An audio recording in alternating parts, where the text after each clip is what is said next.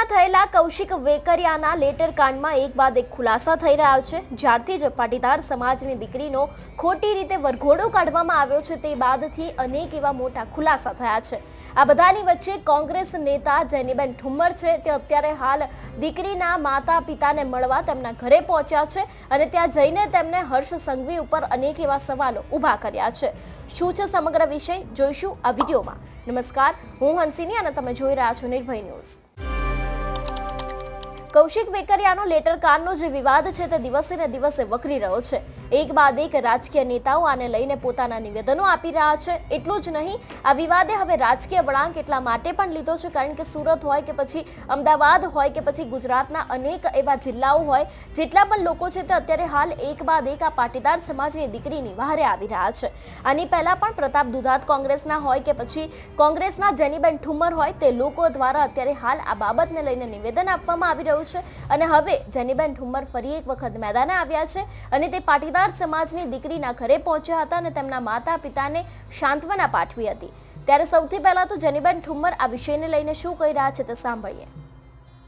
અમરેલી ખાતે જે પત્રકાંડનો આખા ગુજરાતમાં વાતાવરણ એના મુદ્દે ગરમાયું છે, ત્યારે આજે સવારથી આ કાંડમાં જે પ્રમાણે દીકરી સાથે રિકન્સ્ટ્રક્શનના નામે અત્યાર સુધી આ વર્ડ નહોતો, પણ આજે અચાનક કારણ કે એટલો બધો વિરોધ આખા ગુજરાતમાં ભભૂકી ઉઠ્યો છે, ત્યારે રિકન્સ્ટ્રક્શન નામ આપીને મુદ્દાને ક્યાંક ભટકાવવાનો પ્રયત્ન કરવામાં આવી રહ્યો છે। ત્યારે સવારથી લઈને દીકરીના પરિવાર અને દીકરીને પણ જેલમાં જઈને હું પોતે મળી છું।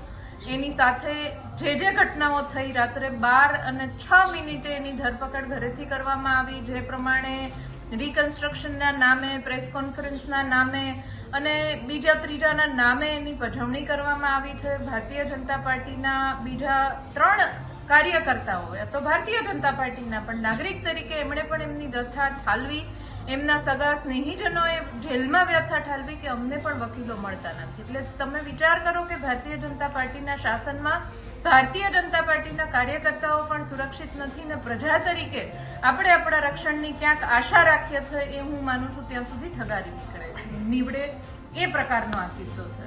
કોઈ પણ રાજકારણની વાત નથી કરવી એટલા માટે કે જ્યારે દીકરીની વાત આવે, મહિલાની વાત આવે, ત્યારે આ સંવેદનશીલ મુદ્દો કહેવાય અને એના સાથે જો આ રીતનું ઓરમાયું વર્તન થતું હોય અને કથની અને કરણીમાં ફરક, માનનીય હર્ષભાઈ ગૃહમંત્રીને પૂછવા માંગુ છું કે આવો જ એક પત્રિકા કાંડ સુરતમાં થયો, ત્યારે આ જ પ્રકારે જેને 182 ધારાસભ્યોને પત્ર લખીને મોકલ્યા હતા, ત્યારે એનો લેટર ટાઈપ કરવાવાળું વ્યક્તિ હતી, એને તમે આરોપીના બદલે સાક્ષીમાં રાખ્યા હતા અને અમરેલીમાં એ જ પ્રકારની આ કિસ્સો છે, ત્યારે તમે એને આરોપીમાં રાખ્યું છે। એટલે આવા ડબલ સ્ટાન્ડર્ડ પોલીસના કેમ? એટલે રિકન્સ્ટ્રક્શનના નામે આવું કોઈ ઘટના સરઘસ નથી નીકળ્યું, એના નામે માનનીય આરોગ્ય મંત્રીને જો આવું કહેવું પડે કે આવું કોઈ સરઘસ નથી નીકળ્યું તો શરમજનક કહેવાય। માનનીય આરોગ્ય મંત્રી શ્રી, અહીંયા સરઘસ નીકળ્યું છે। જે સીન સપાટા થયા છે એ અમરેલી જિલ્લાના દરેક મીડિયા કર્મીના મોબાઈલમાં અત્યારે રેકોર્ડમાં છે। એટલે આવી કોઈ વાત રિકન્સ્ટ્રક્શનની કરશો નહીં ને રિકન્સ્ટ્રક્શન કરવું હોય તો ઘણા બધા ગુનાઓ છે, એના કરજો।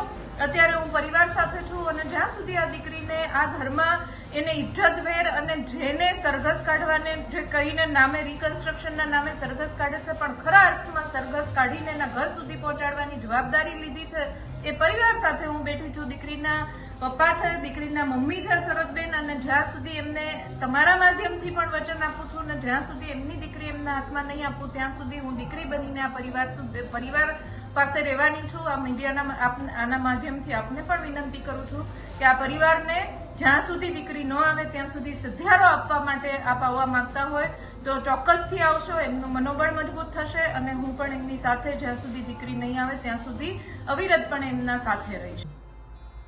જેનીબેન ઠુમ્મર દ્વારા કહેવામાં આવ્યું છે કે અત્યારે હાલ તે પાટીદાર સમાજની દીકરી બનીને ઊભી રહેશે। એટલું જ નહીં, તેમણે એમ પણ કીધું કે તેમના માતા પિતાની સાથે તેમને ન્યાય મેળવવામાં આવે તેવી પણ તેમના દ્વારા વાત કરવામાં આવી છે। આની પહેલા પણ અનેક એવા ભાજપના નેતાઓ દ્વારા કાંડ કરવામાં આવ્યા છે, તેમ છતાં પણ તે લોકોના વરઘોડા નીકળવામાં નથી આવતા. પરંતુ આ એક સામાન્ય દીકરીનો કોઈનો વાંક નહોતો, તેમ છતાં પણ આ દીકરીનો વરઘોડો કાઢવામાં આવ્યો છે. તેવા પણ અનેક એવા આક્ષેપો અત્યારે હાલ ભાજપ સરકારની ઉપર થઈ રહ્યા છે. આ બધાની વચ્ચે અત્યારે હાલ જેનીબેન ઠુમ્મર છે તે માતા પિતાની વારે આવ્યા છે, તે દીકરીની વારે આવ્યા છે અને તે માતા પિતાને મળવા પહોંચ્યા હતા અને તેમના દ્વારા માતા પિતાને એવું કહેવામાં આવ્યું હતું કે અત્યારે હાલ હું તમારી દીકરી બનીને તમારી સાથે ઊભી છું. જોકે જો વાત કરવામાં આવે સુરતની, તો અત્યારે હાલ સુરતમાં પણ અનેક એવા પાટીદાર સમાજના લોકો છે જે આ દીકરીની વારે આવ્યા છે અને છેલ્લા ઘણા સમયથી પાટીદાર સમાજને એક થવાની જે વાત કરવામાં આવતી હતી એને લઈને પણ અત્યારે પાટીદાર સમાજ એક થયો હોય તેવું લાગી રહ્યું છે અને આ દીકરીના માટે એક બાદ એક નિવેદનો પણ સામે આવી રહ્યા છે. તમારું શું માનવું છે આ વિષયને લઈને અમને કમેન્ટ કરીને ચોક્કસથી જણાવજો. તેની સાથે જ અમારી ચેનલ નિર્ભય ન્યૂઝને લાઇક, શેર અને સબસ્ક્રાઇબ કરવાનું ભૂલશો નહીં. નમસ્કાર.